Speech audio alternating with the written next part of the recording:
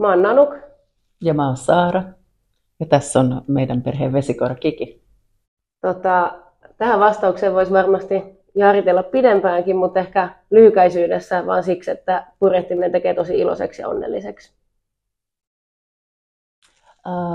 Mä oon aloittanut purjehduksen vasta aikuisena 35-vuotiaana, koska mä rakastuin purjehtijaan ja sen myötä purjehdus tuli mun elämään ja rakastuin purjehdukseen myös.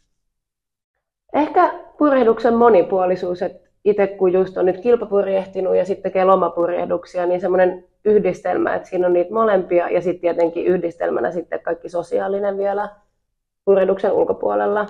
Ja ehkä viehättävää on myös se, että se on jotain, mitä voi aina oppia paremmaksi, että siinä ei oikeastaan ikinä valmis ja se on tosi motivoivaa. Purjehduksessa on parasta se yhteisöllisyys, että se on jotain, jota tehdään perheen kanssa, ystävien kanssa tai silloin kun kisataan, niin miehisten kanssa. Ja sitten, että siihen yhdistyy luonto, vahva luontosuhde. Sä voit aloittaa.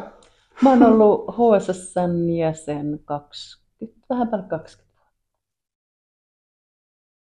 Onko mulla sitten sama varmaan? On. Joo. Eli vähän niin kuin Joo. ihan pienestä pitäen aina ollut. HSS on ihan paratiisisaari tässä niin kuin Helsingin edustalla. Tänne on ihana tulla tuohon rantaan ja hypätä lauttaan ja sitten olla jotenkin jo vähän saaristossa.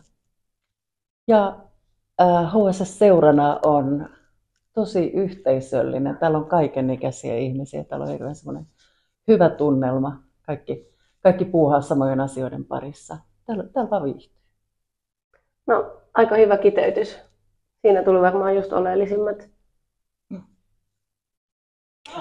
Ja jos Kiki saa sanoa, niin täällä on ihan loistavat uintia ja juoksumaasta. Mun mielestä parasta ainakin tällä hetkellä mun mielestä HSS:ssä on ehdottomasti se, että täällä on tosi vahva klassikkopurjehduskulttuuri, mikä on itselle ja meillä molemmilla varmasti tosi tärkeä osa sitä myös, että miksi HSS. Ja sitten näin junnuna, niin mun mielestä HSS:llä on tosi vahva junnukulttuuri ja se on mulle ainakin ollut tosi tärkeää ja sen takia HSS. Tämä junnukulttuuri on tietenkin myös meille vähän vanhemmille tärkeää, koska sieltä tulee se seuraava klassikkopurjehtijasukupolvi tai yleensäkin purjehtijasukupolvi.